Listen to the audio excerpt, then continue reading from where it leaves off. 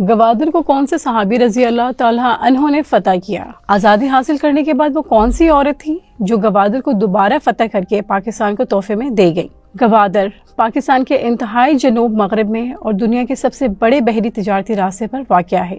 یہ ایک ایسا مقام ہے جو 22 کروڑ پاکستانیوں کی زندگی بدل دے گا اور پاکستان کو دنیا کا انتہائی ترقی یافتہ ملک بنا دے گا۔ انشاءاللہ ایک وقت آئے گا جب گوادر کی وجہ سے پاکستان کی ترقی دیکھ کر لوگ یورپ، دبئی اور سنگاپور کو بھی بھول جائیں گے۔ لیکن کیا آپ کو پتا ہے کہ قدرت کا یہ خوبصورت تحفہ پاکستان کے ہاتھ کیسے لگا اور کس صحابی رضی اللہ تعالیٰ عنہ نے سب سے پہلے فتح کیا تھا، اور پاکستان بننے کے بعد یہ کیسے پاکستان کے ہاتھ آ گیا؟ وہ کون سی بہادر عورت تھی جنہوں نے انگریزوں کے جانے کے بعد اسے پاکستان کا حصہ بنا دیا؟ اس ویڈیو میں ہم آپ کو ایسے حیران کن حقائق بتائیں گے جو شاید ہی آپ نے پہلے کبھی سنے ہوں۔ بات کرتے ہیں گوادر کی عسکری یعنی جنگی تاریخ کی۔ یاد رکھیں گوادر کا ساحل صدیوں سے نہ صرف مکران بلکہ پورے برصغیر اور مشرق وسطی کی باہمی تجارت اور نقل و حمل کا ایک ذریعہ اور ان تک رسائی کا اہم وسیلہ رہا ہے۔ ماضی میں برطانوی بحری جہاز برٹش انڈیا اسکیم نیویگیشن کے زیر اہتمام ہر 15 دن بعد یہاں لنگر انداز ہوتے تھے۔ ناظرین، نہر سوئس کے بطور تجارتی بحری شاہراہ کے استعمال کی وجہ سے میڈیٹرینین پانیوں سے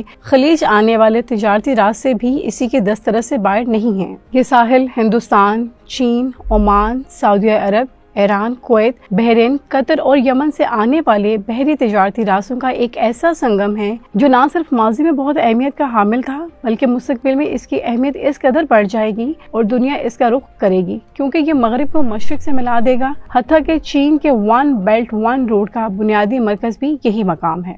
گوادر یعنی ہوا کا دروازہ یا راستہ۔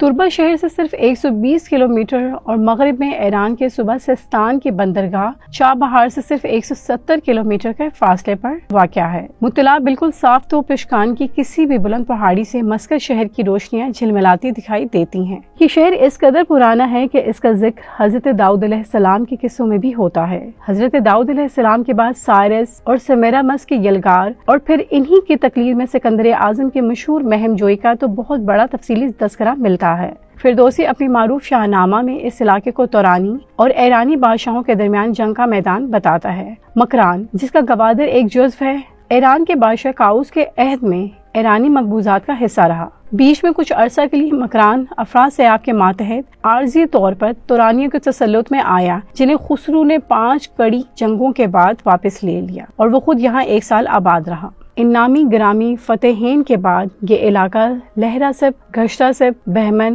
ہمریاب سے ہوتا ہوا سکندر اعظم کی فوجوں کی زد میں رہا ہے۔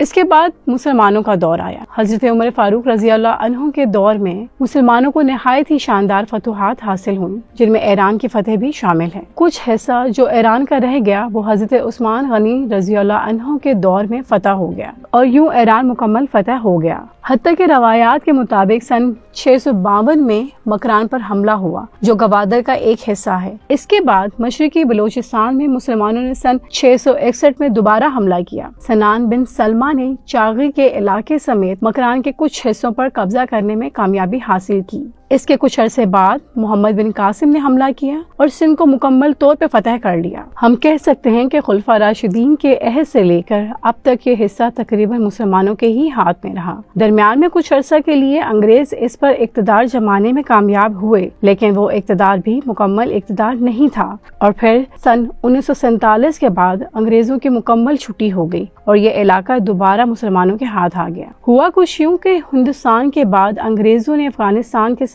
جنگ شروع کر دی، لیکن افغانیوں سے بہت مار کھائی اور جنگ ہار گئے۔ لیکن اس دوران گوادر کا علاقہ انگریزوں کی نظر سے گزرا۔ لارڈ کرزن بطور وائس ریگل 1903 میں پسنی آئے اور مکران کا دورہ کیا۔ برطانوی حکام نے اس ایریا میں اپنے پولیٹیکل ایجنٹ اور مکران نیوی کورٹ کے کمانڈ تعینات کیے۔ ہوا کچھ یوں کہ 18ویں صدی میں گوادر خان آف قلات میر نصیر نوری بلوچ کی ملکیت تھی، لیکن اس علاقے پر اپنا تسلط قائم رکھنا خان صاحب کے لیے کافی مشکل ثابت ہو رہا تھا، جس کی وجہ سے ککچی قبائل کے شورشیں تھیں، کیونکہ ماضی میں وہ بھی اسی علاقے کے حکمران رہ چکے تھے اور اسے واپس حاصل کرنا چاہتے تھے۔ خان صاحب نے اس کا حل یہ نکالا کہ ایک معاہدے کے تحت اس علاقے کا کنٹرول ہی ککچی قوم کے ہاتھ میں دے دیا تاکہ اس علاقے میں امن قائم رہے۔ معاہدے کے تحت یہ طے پایا کہ یہ علاقہ خان آف قلات کی جاگیر میں ہی شامل رہے گا اور اس کا آدھا ریونیو بھی خان صاحب کو دیا جائے گا، لیکن اس کا انتظام سارا ککچی قبائل کے ہاتھ میں رہے گا۔ یہ معاہدہ 1783 تک قائم رہا۔ سن 1783 میں عمان کے حکمران اپنے بھائی سے شکست کھا کر دربدر ہو گئے تو اس نے خان آف قلات سے جائے پناہ کی درخواست کی۔ اس درخواست کو قبول کرتے ہوئے ایک نئے معاہدے کے تحت 2400 مربع میل پر پھیلا ہوا یہ انکلیو سلطان آف عمان کو سونپ دیا گیا۔ اس نئے معاہدے کی روح سے یہ طے پایا گیا تھا کہ گوادر حسب دستور خان آف قلات کی جاگیر میں ہی شامل رہے گا اور اس کا کنٹرول بھی حسب سابق ککشی سرداروں کے پاس ہی رہے گا۔ البتہ ریونیو کا وہ آدھا حصہ جو خان صاحب کو جاتا تھا اب وہ خیر سگالی کے طور پر سلطان آف عمان کو دیا جائے گا تاکہ وہ اپنا گزر بسر بآسانی کر سکیں۔ تاہم جب سلطان کو اس جائے پناہ کی ضرورت نہ رہے تو اس کے تمام حقوق بھی اپنے سابق خان آف قلات کے پاس واپس چلے جائیں گے۔ قریباً 15 سال بعد عمان پر دوبارہ فتح پانے کے بعد سلطان اپنے پایا تخت پر واپس لوٹ گئے، لیکن گوادر کو حسب معمول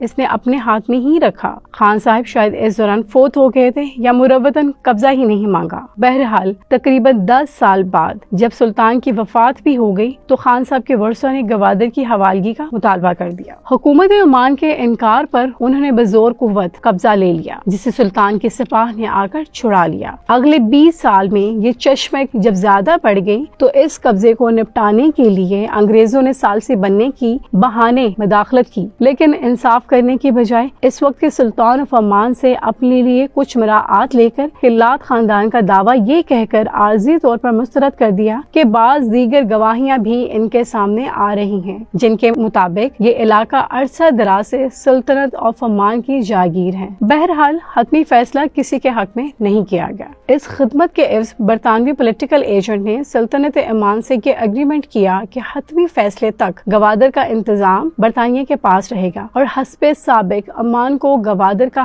آدھا ریونیو ادا کیا جائے گا، اور اپنی افواج گوادر میں داخل کر دیں تو تقریباً 125 سال تک برطانیہ اس علاقے پر قابض رہا۔ قیام پاکستان کے بعد اس وقت کے خان آف قلات نے جب اپنی جاگیر پاکستان میں ضم کر دی تو پاکستان نے اسٹیٹک ہولڈرز سے گوادر کا معاملہ اٹھایا مگر کوئی سنوائی نہ ہوئی۔ پھر سن 1954 میں جب ایک امریکی سروے کمپنی نے بتایا کہ گوادر کی بندرگاہ بڑے جہازوں کے لنگر انداز ہونے کے لیے بہت آئیڈیل ہے اور اس بندرگاہ سے سالانہ لاکھوں ایکسپورٹیبل سمندری خوراک بھی حاصل کی جا سکتی ہے جس میں 35 اقسام کی مچھلیاں پائی جاتی ہیں، اس وقت پاکستان اس کو حاصل کرنے کے لیے متحرک ہو گیا۔ اس بات کی بھنک جب ایران کو پڑی تو انہوں نے اسے چاہ بہار کے ساتھ ملانے کا فیصلہ کر لیا۔ ایران میں ان دنوں شاہ ایران کا طوطی بولتا تھا اور CIA اس کی پشت پناہ تھی جو صدر نکسن کے ذریعے برطانیہ میں مسلسل دباؤ ڈالنے لگی کہ گوادر کو شاہ ایران کے حوالے کر دیا جائے۔ صرف یہی نہیں، انڈیا کی نظریں بھی اس پر جم گئی، لیکن پاکستان والے زبردست طریقے سے میدان میں اترے۔ ہوا کچھ یوں کہ سن 1956 میں ملک فیروز خان نے جب وزارت خارجہ سنبھالی تو ہر قیمت پر گوادر کو واگزار کرانے کا عہد کیا اور باریک بینی سے تمام تاریخی حقائق و کاغذات کا جائزہ لے کر یہ مشن اپنی بیوی محترمہ وقار النساء کو سونپ دیا۔ وہ پہلے سے ہی مسلمانوں کی ہیرو تھیں کیونکہ وہ تحریک پاکستان میں کردار ادا کر چکی تھی۔ سن 1945 میں فیروز خان کی ہم سفر بننے کے بعد وہ مسلمان ہوئی اور وکٹوریہ سے وقار النساء ہو گئی۔ یہ فیروز خان کی دوسری اہلیہ بنی۔ جب ملک فیروز خان نے گوادر کا مشن محترمہ کو سونپا تو محترمہ نے 2 سال پر محیط یہ جنگ تلوار کے بجائے محض قلم، دلائل اور گفت و شنید سے جیتی۔ یوں 2 سال کی بھرپور جنگ کے بعد 8 ستمبر 1958 کو گوادر کی 24 مربع میل یا 15 لاکھ ایکڑ سے زائد رقبہ پاکستان کی ملکیت میں شامل ہو گیا۔ گوادر پاکستان کے حوالے کرنے کے لیے عمان کے سلطنت سعید بن تیمور نے حامی تو بھر لی لیکن اس کے عوض پیسوں کا مطالبہ بھی رکھا، لیکن ملک صاحب اس معاملے پر ڈٹے رہے اور 6 ماہ کے مذاکرات کے بعد عمان $3 ملین کے عوض گوادر کا قبضہ حوالے کرنے پر راضی ہو گئے۔ اس رقم کا بڑا حصہ پرنس کریم آغا خان نے بطور ڈونیشن اور باقی رقم حکومت پاکستان نے ادا کی۔ بعض جگہ یہ ہے کہ ساری ہی رقم پرنس کریم آغا خان نے ہی ادا کی تھی۔ یہی وہ شخصیات تھیں جنہوں نے گوادر ہمیں دلوایا، اور وہ بھی اس وقت CIA، برطانوی پارلیمنٹ، ایران اور عمان سے لڑ کر۔ میں آپ کو بتاتی چلوں کہ مسقط کے سلطان علی گڑھ یونیورسٹی سے فارغ التحصیل ہیں، اور بھارتی قیادت سے ان کے مراسم بہت اچھے تھے۔ اس مرحلہ میں بھارت نے اس مراسم سے فائدہ اٹھانے کے لیے ایڑی چوٹی کا زور لگایا، مگر وزیر اعظم پاکستان کی 9 مسلم اہلیہ بیگم وقار النساء، جو اسلام کی خدمت کرنے کے جذبے سے سرشار تھیں، انہوں نے بہترین طریقے سے پاکستان کے موقف کو پیش کیا اور گوادر کو پاکستان کو دلوایا۔